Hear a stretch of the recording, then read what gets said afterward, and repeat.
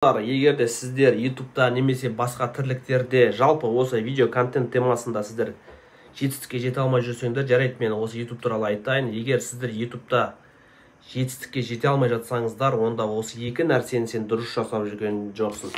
Екі-ақ нәрсе, қазір мен каждыйына тоқталып өтетін боламын. Сіздер соңына дейін көріңіздер. Осы бір 8-9-10 минуттық нәрсе сіздің өміріңізді өзгертуі мүмкін. Ал ендеше кеттік. Сіздермен бірге Асқар, мен бүгін өте қызықты, маңызды нәрсені айтатын боламын. Ол сіз осы видеоны көргеннен кейін сізге өте пайдалы және қызықты болады. Соған мен сенімдімін. Ал ендеше ол екі нәрсе, екі-ақ нәрсе, көп нәрсе емес, ойлап қалуы мүмкінсіздер. Мынаны істеу керек, ананы істеу керек, оны өйту керек, мынаған ақша керек, мынаған. Жалпы айтқан кезде әңгіме көп, өздеріңіз білесіздер. Осы мен екі нәрсені сіздерге ұсынып отырмын. Бірінші нәрсе ол главный энергия керек.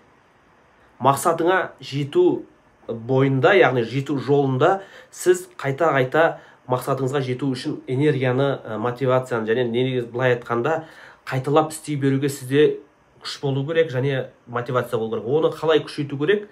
Соны мен түсіндіретін боламын. Ал қазір сіздер тыңдай тұрыңыздар, пока осыны сіз біле тұрыңыздар. Сізде мотивация, қозғалу керек, қимылдау керек сол мақсатқа жету үшін. Екінші нәрсе ол жақсы сценарий керек. Мысалы, видео жасауда. Мейлі бұл TikTok-пен жұмыс жасау болсын, YouTube-пен жұмыс жасау болсын. Допустим, енді екеуін білдік, кеңірек тоқталып өтем. Біріншісі, жаңағы сол нәрсені қайта-қайта істеуге сізде ынта болу керек, мотивация болу керек. Бұлай айтқанда, желание болу керек, бір сөзбен айтқан кезде. Оны қалай желанияны келтіреміз? Оны қалай қайдан табамыз? Бұлай айтқанда, не істеуіміз керек жалпы, я? Мысалы, көптеген адамдар оңай жұмысты істей алмай, мақсатына жете алмай жатыр. Сол ішінде не істеу керек? Кітап оқу керек па? Әлде біреудің айтқанын тыңдау керек па? Әлде бір аудиолар тыңдау керек па? Сізге мотивация беретін? Жоқ, ондай нәрсе емес. Сіздер главное, чтобы дұрыс жолды істеп білу керексіздер. Мысалы, не үшін сіз магазинге барасыз? Не мысалы бір жұмысқа барасыз? Себебі сіз таңертең таңғы 6-да жұмысқа тұрасыз. Какой-то бір 5 мың теңге немесе күнделікті 3 мың теңге табу үшін сіз таңғы 6-да да табу. Мотивацияң керек жоқ оған. Таңғы 6-да жұмысқа тұрасыз. Қиын болса да сіз ойланасыз, егер мен жұмысқа тұрмасам, таңертең тұрмасам, мен ақша болмай қалады. Сізді ұстап тұратын сол нәрсе айқын мақсат. Ал сіздер неге YouTube-пен айналысу керексіздер енді, немесе TikTok-пен? Сізде айқын мақсат тұру керек алдыңызда. Мен атақты боламын, мен мынандай айына ақша шығарамын, мен 100 мың теңге. Сол осы нәрседе ойлаудың барлығы және осы нәрселерді білу арқылы сізде осындай мотивация пайда болады күнделікті жұмыс жасау. И ол бір, осыны сіз ойлаумен, көз жеткізумен, өз-өзіңді сендірумен сіз уже, қалай айтсам екен, мотивацияңыз асып түседі. Солай мотивация келеді. Құр сөзбен, ананы ойбай істейсің, сен не істеп жатсың, сен былай істеуің керексің, сен андай алу керексің. Жоқ, ондай емес. Сен өзіңді сендіре білу керексің. Өз-өзіңмен жұмыс жасау керек. Бір болды, осы соны қалай мотивацияны көтеру керек, ынтаны қалай көтеру керек. Осылай сіздер анық нәрсені біліп көтеретін боласыздар. Ал екінші нәрсе ол сценарий. Неге мен бірінші орынға сценарийді қоймадым, екінші орынға қойдым сценарий. Сценарий себебі сондай ойлаумен, ары-бері толғанумен бір рет істеп көресің, онша қызық болмайды сценарийіңіз. Бір видео, сценарийдің ішіне барлық нәрсе жатуы мүмкін, оның ішіне полный жақсылап контент жасау. Өткенде бір жігіт сұрақ қояды маған, видео қалай болған дұрыс? Мен YouTube канал ашайын деп жатырмын, кино түсіріп қойыпты. YouTube канал ашпаған, әлі бірақ кино түсіріп тастағанда мен таңғаламын. Киноңды көрсе 9 минуттық кино, короче. 9 минуттық кино түсірген. 9 минуттық киносын көрдім, жақсы рөлдерде ойнаған, өте керемет түсірген. Бір адам ғана түсірген. Дауысын қалай жазды десем, микрофон арқылы жазған екен. Вообще керемет, жақсы ойнаған енді. Себебі мен анаған қарап, ой, осыдан кино бола ма, қызық емес десем, ол адам қайтып қалады. Мен айттым, молодец, керемет, жалғастыр, келесіде бұдан да күшті нәрсе қылып жасайсың деп ше. Келесіде вообще керемет қылып жасайсың. Бастапқы өте керемет, даже күшті деп. Болды, мен екінші сериясын түсірем деп кетті. Бұл сценарий деген сөз, бұл жаққа жалпы айтқан кезде сценарий, видеоның қызықтылығы қалай келді, ол адамға ол қайта-қайта түсірді, қайта-қайта жасады. Маған дейін ол Құдай біледі қанша рет істегені ше, қанша рет еңбек етті солайына. Ол солай жасады да, сөйтіп бір киноны шығарды. Мен оны соншама еңбек етіп келген кезде айтсам, ой, мынау мен кино шын айтайын енді, қарапайым кино алып бара жатқандығым жоқ, конкуренцияға төтеп бермейді. Ол киноны көргенше басқа кино көргісі келеді адамдардың. Бірақ бастапқыға вообще күшті.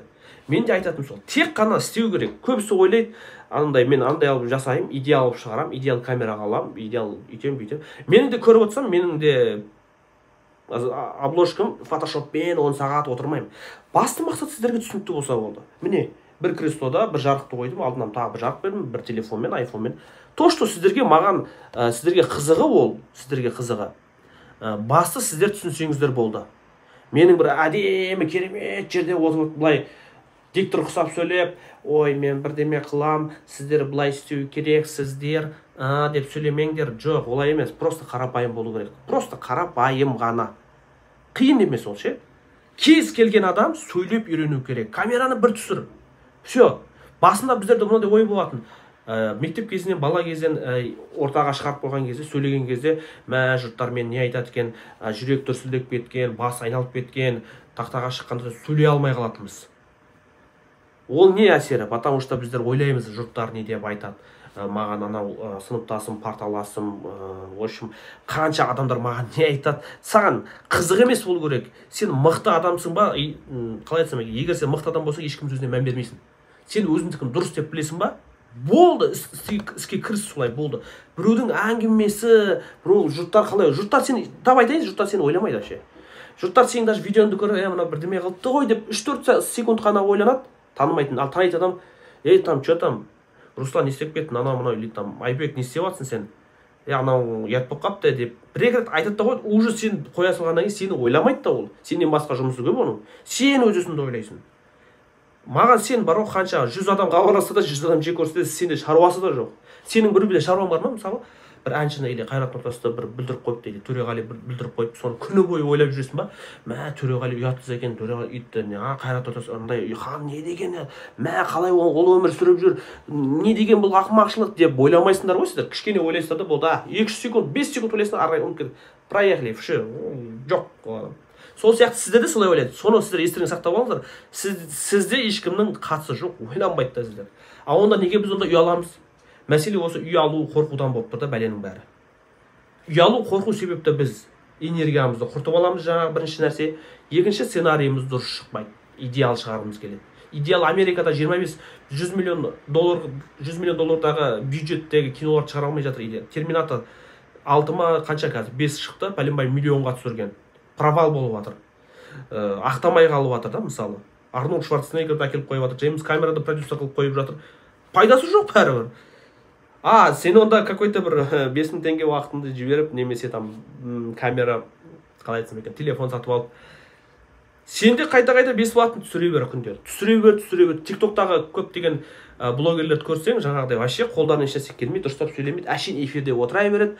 TikTok-тағы адамдардың барлығы білесіздер ма, жаңағыдай ұят, қорқу деген вообще жоқ, сондықтан ол атақты болып кетеді. Қаншама адамдар, Дара Боз болсын, тағы кім, ана бір қыздар болсын, неше түрлі, олар ұятты ұмытқандар атағы кете батыр жоғарғыдай. Хан ата дейді мысалы, ұятты ұмытып не болсын, мен олар сияқты болыңдар деп отқан жоқпын. Олар өздерінің контенттері, бірақ сіздер өз контенттеріңізді, ұнайтын нәрсеңізді солай жасаңыздар, үй алмаңыздар, қорқасыз. Сіз не ұялатын нәрсе жасап жатсыз ба? Бір жеріңізді ашып отқан жоқсыз, адамды жиіркенетін нәрсе айтып отқан жоқсыз. Сіз просто даже сіз мен сияқты видео ашып, неге сіздер мен сияқты видео ашып жасамайсыздар мысалы? Контент жасап, менің айтқанымды қайталай қойыңыздаршы.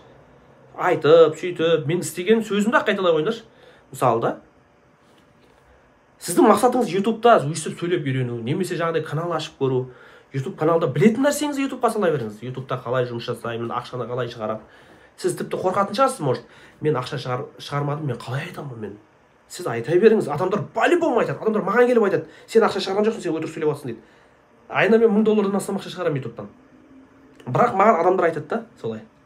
Значит, мен не үшін айтып отырмын? Значит, сіз адамдарды сендіре алмайсыз деген сөз. Адамдардың сөзі, көзі, өздері маған қызық емес, мен шығарып бастаймын. Главное, мен өз-өзіме сенімдімін, өзім істеп білемін, болды. Даже мен өзім істеп білмесем де айта беремін даже. Мен сөйтіп жасайтын. Зачем ол адам? Менің мақсатым контент шығару. Главное, пайда беру, болды. Көріп отырған адам пайда алса, сіздер көрсеңіздер, маған пайда. Все, болды. Осымен қорытындылай кетсек, не нәрсе әңгіме? Біріншіден, энергия керек, мотивация керек. Мотивация құр сөзбен болмайды. Мотивация ол өз-өзімізді сендірумен, как она есть, жолды, А точкасынан Б точкасына жолдардың барлығын білу үшін не болады, қалай болады, басында, ортасында, аяғында қалай болады, соны сіз білуіңіз керексіз. Сол кезде сіз сенеді. Мысалы, мен жаңа айттым ғой, таңертең 5000 теңгелік грузчиктің жұмысын істеу үшін сіз обязательно таңғы 5-те 6-та тұрасыз. автобусқа шығасыз, таксиге шығасыз да. Себебі сіз соған сенесіз. Бүгін 5000 теңге түседі кешке қарай сағат 8-де. Бел ауырып, аяғы ауырып жатса да. Сол үшін сен 5000 теңгеге мотивацияңыз ақ жұмысқа шығасың.